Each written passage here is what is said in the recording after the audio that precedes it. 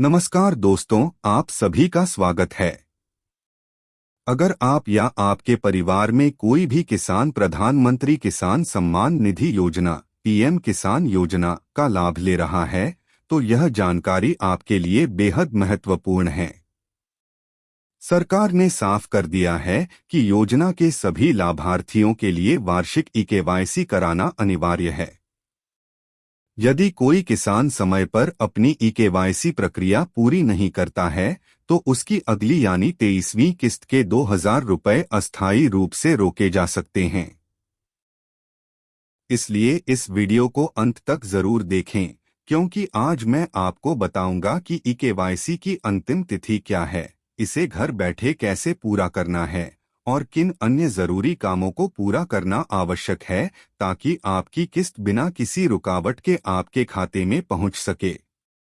दोस्तों, सरकार द्वारा ई-केवाईसी पूरा करने की अंतिम तिथि 30 जून 2026 निर्धारित की गई है।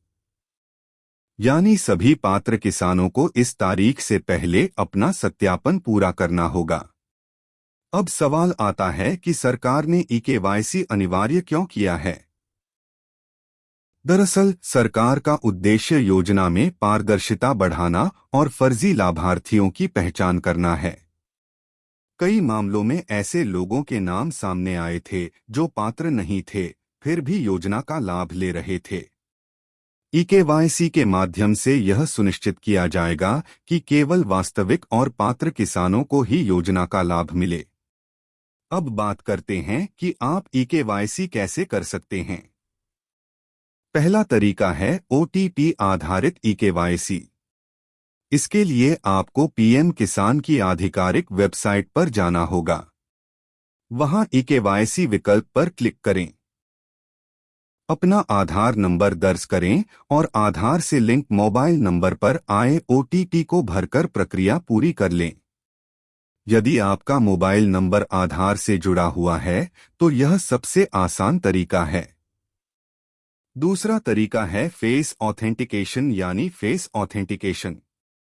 इसके लिए अपने मोबाइल में पीएम किसान मोबाइल ऐप डाउनलोड करें। ऐप में फेस ऑथेंटिकेशन का विकल्प मिलेगा। कैमरे के सामने अपना चेहरा स्कैन करके आप घर बैठे ही ई-केवाईसी पूरा कर सकते हैं। यह सुविधा उन किसानों के लिए काफी उपयोगी है जो बार बार केंद्रों के चक्कर नहीं लगाना चाहते। तीसरा तरीका है बायोमेट्रिक ऑथेंटिकेशन। यदि आपका मोबाइल नंबर आधार से लिंक नहीं है या ओटीपी नहीं आ रहा है, तो आप अपने नजदीक यदि आपका मोबाइल नंबर आधार से लिंक नहीं है या ओटीपी नहीं आ रहा है, तो आप अपने नजदीकी सीएससी यानी कॉमन सर्विस सेंटर या जन सेवा केंद्र पर जा सकते हैं। वहां फिंगरप्रिंट या बायोमेट्रिक सत्यापन के माध्यम से आपकी ई-केवाईसी प्रक्रिया पूरी कर दी जाएगी। दोस्तों, सिर्फ ई-केवाईसी ही पर्याप्त नहीं है। आपकी किस्त समय पर मिले, इसके लिए कुछ और महत्वपूर्ण कार्य भी पूरे होने चाहिए।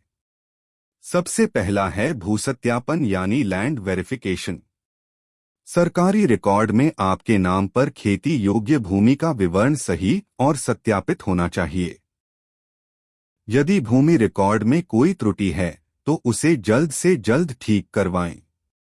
दूसरा है बैंक खाते का आधार से लिंक होना। आपका बैंक खाता आधार कार्ड से जुड़ा होना अनिवार्य है। यदि लिंक नहीं है, तो बैंक में जाकर यह प्रक्रिया जल्द पूरी कर लें। तीसरा और सबसे महत्वपूर्ण है डीबीटी यानी डायरेक्ट बेनिफिट ट्रांसफर सेवा का सक्रिय होना। सरकारी सहायता राशि सीधे आपके बैंक खाते में भेजी जाती है। इसलिए आपके खाते में डीबीटी सुविधा सक्रिय होना जरूरी है। इसके लिए आप अपने बैंक से संपर्क कर सकते हैं। दोस्तों, यदि आपने अभी तक ई-केवाईसी नहीं कराया है, तो आखिरी तारीख का इंतजार बिल्कुल न करें। आज ही अपनी ई-केवाईसी स्थिति चेक करें और प्रक्रिया पूरी कर लें, क्योंकि अंतिम दिनों में वेबसाइट पर अधिक ट्रैफिक होने की वजह से तकनीकी समस्याएं भी आ सकती हैं। याद रखिए, ई-केवाईसी, आधार लिंकिंग, भूमि सत्यापन और डीबीटी सक्रिय होने पर ही आपकी अगली किस्त बिना किसी परेशानी के आपके खाते में पहुंचेगी। अगर यह जानकारी आपके लिए उपयोगी रही हो तो वीडियो को लाइक करें, अपने किसान भाइयों के साथ शेयर करें और चैनल को सब्सक्राइब करना न भूलें। धन्यवाद। जय हिंद, जय किसान। यदि आपका मोबाइल नंबर आधार से लिंक नहीं है या ओटीपी नहीं आ रहा है तो आप अपने नज़दीकी सीएससी यानी कॉमन सर्विस सेंटर या जन सेवा केंद्र पर जा सकते हैं। वहां फिंगरप्रिंट या बायोमेट्रिक सत्यापन के माध्यम से आपकी ई-केवाईसी प्रक्रिया पूरी कर दी जाएगी। दोस्तों, सिर्फ ई-केवाईसी ही पर्याप्त नहीं है। आपकी किस्त समय पर मिले, इसके लिए कुछ और महत्वपूर्ण कार्य भी पूरे होने चाहिए। सबसे पहला है भूसत्यापन यानी लैंड वेरिफिकेशन। सरकारी रिकॉर्ड में आपके नाम पर खेती योग्य भूमि का विवरण सही और सत्यापित होना चाहिए। यदि भूमि रिकॉर्ड में कोई त्रुटि है तो उसे जल्द से जल्द ठीक करवाएं। दूसरा है बैंक खाते का आधार से लिंक होना।